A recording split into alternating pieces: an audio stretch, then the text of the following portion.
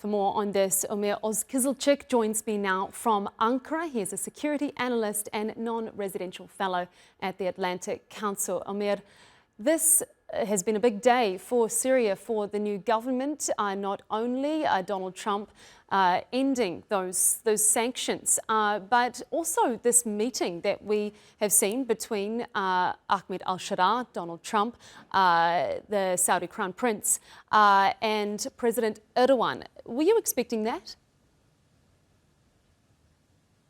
So we have to understand that this is a turning moment, a historic moment for the Syrian people foremost. And this is primarily a diplomatic victory for Saudi Arabia and Turkey.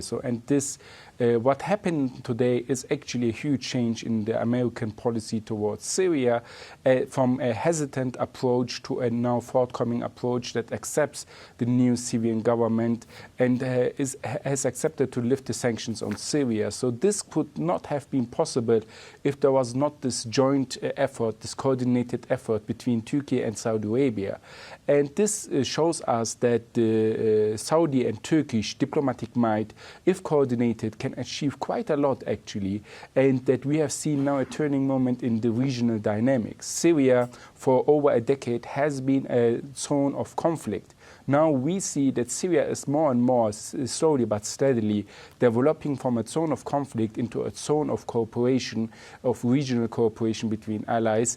And the United States of America, basically, with this decision, green-lighted all the regional states, all of the states who want to help Syria to rebuild their country, to invest and help Syrians to do that.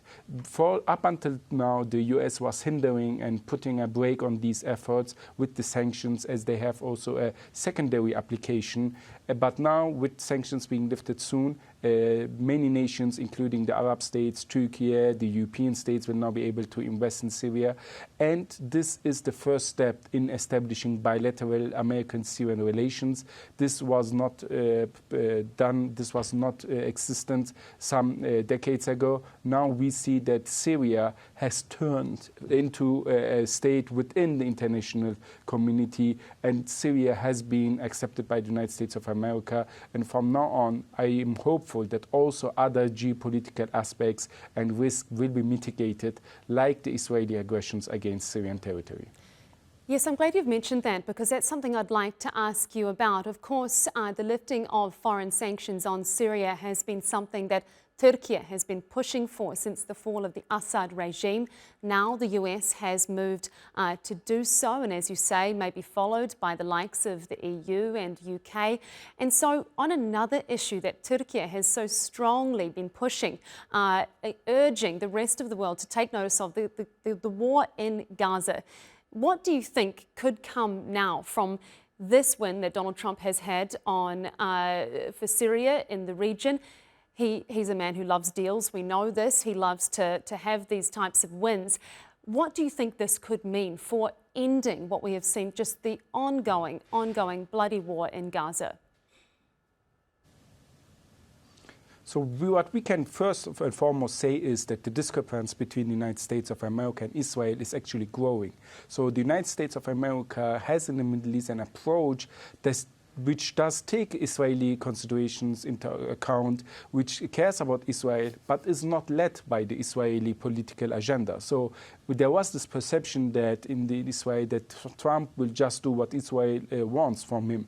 But it appears that Trump has its own agenda for the Middle East. He wants to bring peace for the region.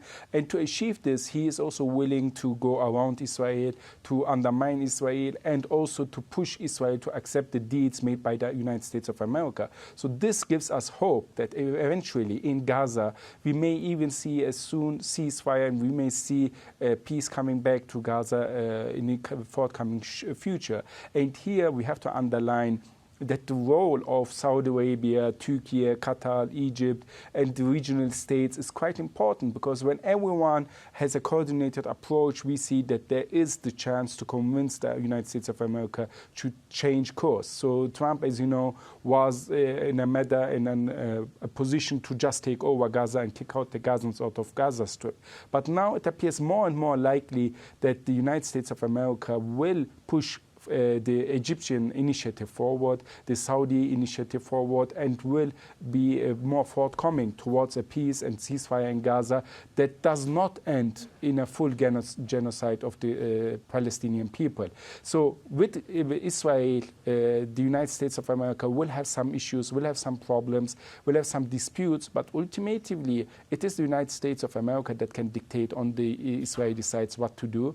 And I also think that this approach by the United States is more in the interest of Israel, as by doing that, the Trump administration will also push forward the Abrahamic Accords. The United States of America will try to get more Arab states to sign the Abrahamic Accords to normalize relations with Israel in exchange for resolving the Gaza dispute and the Gaza conflict and ending the genocide against the Palestinian people in Gaza. So fingers crossed, it appears that we are moving forward to more regional stability and peace. Omer Ozkizilcik joining us from Ankara there. Thank you so much for your time here on TRT World.